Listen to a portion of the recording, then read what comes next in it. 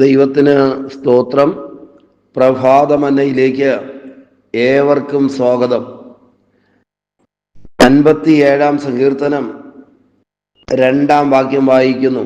സങ്കീർത്തനങ്ങൾ 57:2. അത്യുന്നതനായ ദൈവത്തെ ഞാൻ വിളിച്ചപേക്ഷിക്കുന്നു, എനിക്ക് വേണ്ടി സകലവും നിർവഹിക്കുന്ന ദൈവത്തെ തന്നെ. പ്രിയരെ, ഈ വാക്യത്തിൻ്റെ നന്മകൾ അനുഭവിക്കേണ്ടതിന് ദൈവം നമ്മെ സഹായിക്കട്ടെ. ഈ വാക്യത്തിനകത്ത് സങ്കീർത്തനക്കാരൻ പറയുകയാണ്, എനിക്ക് വേണ്ടി സകലവും നിർവഹിക്കുന്ന ദൈവം. ആമേൻ. കഴിഞ്ഞകാല ജീവിത അനുഭവങ്ങളിലേക്ക് തിരിഞ്ഞു നോക്കിയാൽ പ്രാർത്ഥിക്കുന്നവർക്കും ദൈവജനത്തിനും ഒരുപോലെ പറയുവാനായി കഴിയും, മനുഷ്യനും പണത്തിനും കൂടെയുള്ളവർക്കും ചെയ്തു തരുവാൻ കഴിയാത്ത പല കാര്യങ്ങളും ദൈവം എനിക്ക് വേണ്ടി ചെയ്തു തന്നു എന്ന്. ഇന്ന് രാവിലെ അസാധ്യതകളുടെ മുൻപിൽ ഉണർന്നെഴുന്നേറ്റവരാണോ നിങ്ങൾ? ഒരിക്കലും നടക്കത്തില്ലെന്ന് ലോകവും പിശാചും ഒരുപോലെ വെല്ലുവിളിക്കുന്ന ശബ്ദം നിങ്ങളുടെ കാതുകളിൽ വീഴുന്നുണ്ടോ? ഈ വാക്യം ഹൃദയം കൊണ്ട് ഏറ്റെടുക്കാമോ? എനിക്ക് വേണ്ടി സകലവും നിർവഹിക്കുന്ന ദൈവം. കുഞ്ഞുങ്ങളുടെ ഭാവിയെ ഓർത്താണോ നിങ്ങൾ ഭാരപ്പെടുന്നത്? ആരംഭിച്ചിട്ടും പൂർത്തീകരിക്കുവാൻ കഴിയാത്ത ഒരു ഭവനത്തിന്റെ പണി നിങ്ങളുടെ മുൻപിലുണ്ടോ? അനുദിന ജീവിതത്തിൽ മുൻപിലേക്ക് പോകുവാൻ കഴിയാത്ത സാമ്പത്തിക ബാധ്യതകളുടെ പിടിയിലാണോ?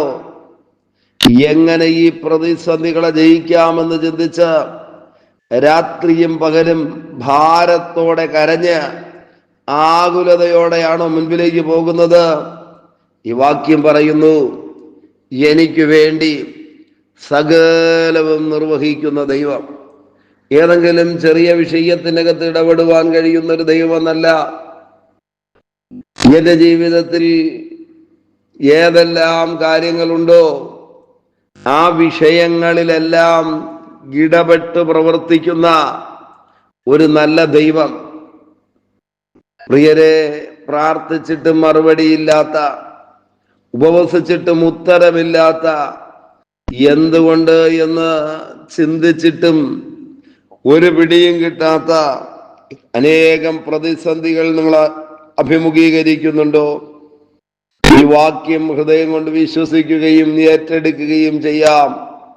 എനിക്ക് വേണ്ടി സകലവും നിർവഹിക്കുന്ന ദൈവം. നമുക്കറിയാം, ഇസ്രായേൽ ജനത്തിന്റെ പ്രയാണത്തിൽ ചെങ്കടൽ ഒരു വഴി തുറക്കുക അസാധ്യമായിരുന്നു. അവർക്ക് വേണ്ടി ദൈവം ചിലത് നിർവഹിച്ചു കൊടുത്തു. മരുഭൂമിയിലൂടെയുള്ള യാത്ര പ്രതികൂലങ്ങളും പ്രതിസന്ധികളും നിറഞ്ഞതായിരുന്നു.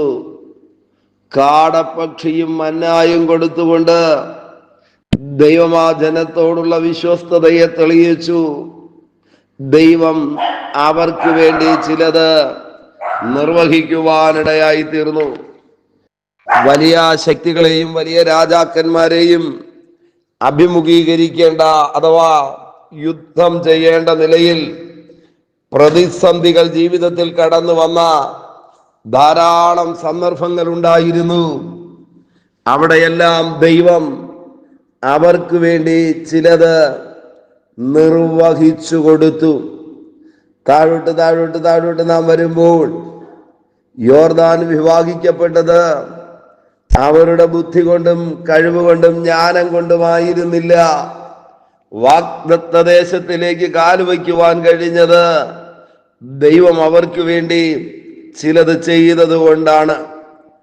അങ്ങനെയാണെങ്കിൽ ഈ ചെറിയ ജീവിതത്തിനകത്ത് നാം ഭാരപ്പെടുന്ന, നമ്മെ അസ്വസ്ഥപ്പെടുത്തുന്ന സകല വിഷയങ്ങൾക്കകത്തും ചിലത് നിവർത്തിക്കുവാൻ, ചെയ്യുവാൻ കരുത്തും കഴിവുമുള്ള ദൈവത്തെയാണ് നാം സേവിക്കുന്നത്. നിങ്ങളുടെ കുഞ്ഞുങ്ങളുടെ മാനസാന്തരത്തിന് വേണ്ടി നിങ്ങൾ പ്രാർത്ഥിക്കുന്നവരാണോ? ശൗലിനെ പൗലോസാക്കിയ ഒരു ദൈവമുണ്ടെന്ന് നാം തിരിച്ചറിയണം. ആവശ്യങ്ങളുടെ മുൻപിൽ ആകുലപ്പെട്ട് ആർത്തരായിരിക്കുന്നവരാണോ? തിരുവചനം എഴുതിയിരിക്കുന്നു, കാക്കയിലൂടെ ഏലിയാവിന് ആഹാരം എത്തിച്ചു കൊടുക്കുവാൻ കഴിവുള്ള ദൈവത്തെയാണ് നാം സേവിക്കുന്നത്.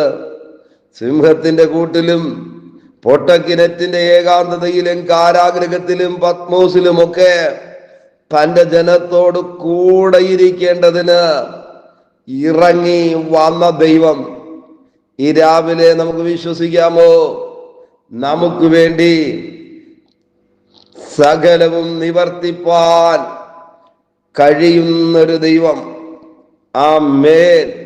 ദൈവത്തിന്റെ പ്രവൃത്തി വെളിപ്പെടുന്ന അനുഗ്രഹിക്കപ്പെട്ട മണിക്കൂറുകളായി തീരട്ടെ ഈ പ്രഭാതം. Thank you Lord. ഖനാവിലെ കല്യാണ വീട്ടിലും ലാസറിന്റെ വീട്ടിലും കുഷ്ഠരോഗികളുടെ ജീവിതത്തിലും ഒക്കെ ഇതാണ് നടന്നത്. ഒരു മനുഷ്യനും ചെയ്യുവാൻ കഴിയാത്തത്, ഒരു അധികാര കേന്ദ്രങ്ങൾക്കും ചെയ്യുവാൻ കഴിയാത്തത്, ആമേൻ, സകലവും നിവർത്തിക്കുന്ന ദൈവം. ഈ സന്ദേശം നിങ്ങൾ കേട്ടുകൊണ്ടിരിക്കുമ്പോൾ തന്നെ നാളുകൾ കൊണ്ട് അസാധ്യമെന്ന് പറയുന്ന അസ്വസ്ഥപ്പെടുത്തുന്ന വിഷയങ്ങൾക്കകത്ത് ദൈവത്തിന്റെ പ്രവൃത്തി വെളിപ്പെട്ടു തുടങ്ങും. നിശ്ചയമായിട്ടും അങ്ങനെ തന്നെ നമുക്ക് വിശ്വസിക്കാം. ആമേൻ. സങ്കീർത്തനക്കാരന്റെ ഉറപ്പും വിശ്വാസത്തിന്റെ പ്രഖ്യാപനവുമാണ് ഈ വാക്യത്തിനകത്ത് നമുക്ക് കാണുവാനായി കഴിയുന്നത്. ആമേൻ. ദാവീദ് പ്രാർത്ഥനയോടെ പ്രതീക്ഷയോടെ ദൈവമുഖത്തേക്ക് നോക്കിയിട്ട് പറയുന്ന അനുഗ്രഹിക്കപ്പെട്ട വാക്കുകൾ. ഇന്ന് രാവിലെ ഈ വചനം നമ്മുടെ ജീവിതത്തിൽ ഗുണമായി അനുഗ്രഹമായി തീരണം. നമുക്ക് വേണ്ടി സകലവും നിർവഹിക്കുന്ന ദൈവം. ആമേൻ. അങ്ങനെയാണെങ്കിൽ പ്രിയരെ, നമുക്ക് കടന്നു ചെല്ലുവാനും എത്തിപ്പെടുവാനും പറ്റാത്ത ഇടങ്ങളിൽ നമുക്ക് വേണ്ടി തന്റെ ദൂതനെ അയച്ച് ചിലത് നിർവഹിക്കുന്ന കർത്താവ്. പത്രോസ് കാരാഗ്രഹത്തിനകത്തായി 1-ാം നൂറ്റാണ്ടിലെ സഭ പിച്ച വച്ച് തുടങ്ങുന്ന ശൈശവ ദശയിലായിരുന്നു.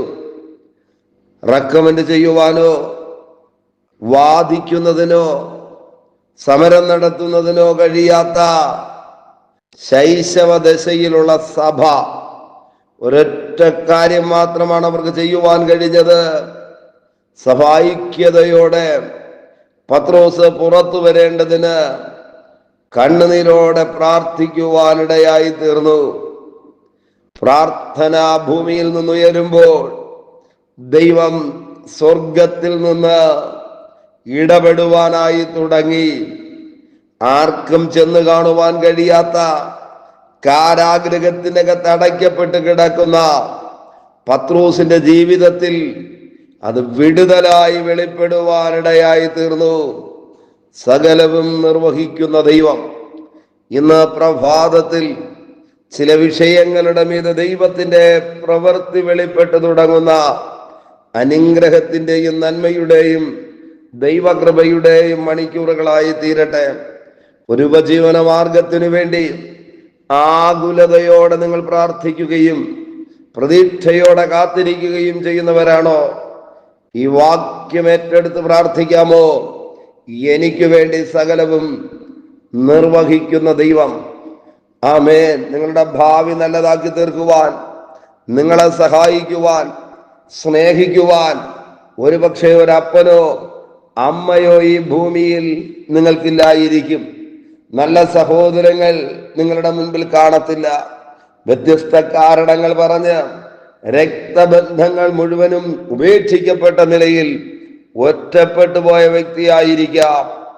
ഇന്ന് പ്രഭാതത്തിൽ ഈ തിരുവചനം നമ്മുടെ ജീവിതത്തിൽ വിടുതലായി തീരട്ടെ. ഒരിക്കൽ കൂടെ ആ വാക്യം ഞാൻ പറയാം. എനിക്ക് വേണ്ടി സകലവും നിർവഹിക്കുന്ന ദൈവം. ആ ദൈവപ്രവർത്തികൾ അനുഭവിക്കേണ്ടതിന് ഈ പകലും കർത്താവ് കൃപ ചെയ്യട്ടെ. നമുക്ക് ഒരുമിച്ച് ദൈവത്തോട് പ്രാർത്ഥിക്കാം. പരിശുദ്ധ ദൈവമേ, സ്വർഗസ്ഥ പിതാവേ, ഈ തന്ന വാഗ്ദത്ത വചനത്തിനായി നന്ദി. ഓരോരുത്തരുടെ ജീവിതത്തിലും ഭാരമേറിയ വിഷയങ്ങൾക്ക് ആമേൻ ഈ തിരുവചനം ഒരു മറുപടിയായി തീരട്ടെ. ചിലത് ദൈവത്താൽ നിർവഹിക്കപ്പെടുന്നത് കൊണ്ട് സ്തോത്രം ചെയ്യുന്നു. പൊന്നുകരങ്ങളിലേക്ക് ഏൽപ്പിക്കുന്നു. അധികാരമുള്ള യേശുവിന്റെ നാമത്തിൽ പിതാവേ, ആമേൻ, ആമേൻ. Okay, God bless you. ദൈവമായ കർത്താവ് എല്ലാവരെയും ധാരാളമായി അനുഗ്രഹിക്കട്ടെ. ആമേൻ, ആമേൻ.